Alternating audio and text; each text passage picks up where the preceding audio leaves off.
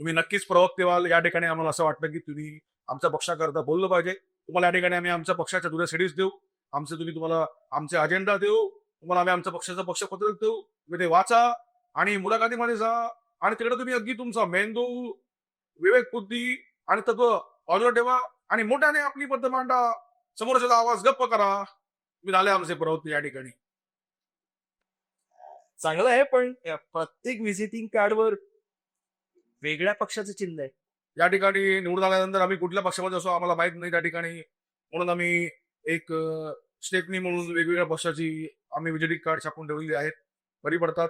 आणि या ठिकाणी आम्ही सकाळी नाश्त्याला वेगळ्या पक्षामध्ये असतो. दुपारी लंचला वेगळ्या पक्षामध्ये असतो आणि संध्याकाळी वेगळ्याच पक्षात जाऊन बसतो. हा? संध्याकाळी चर्चेला बसत आम्ही वेगळ्याच पक्षामध्ये असतो. त्यामुळे आमची फार ओळख नव्हते. म्हणून आम्ही शिफ्टी म्हणून आणि स्टेपनी म्हणून असे वेगवेगळे कार्ड जवळ बाळगतो.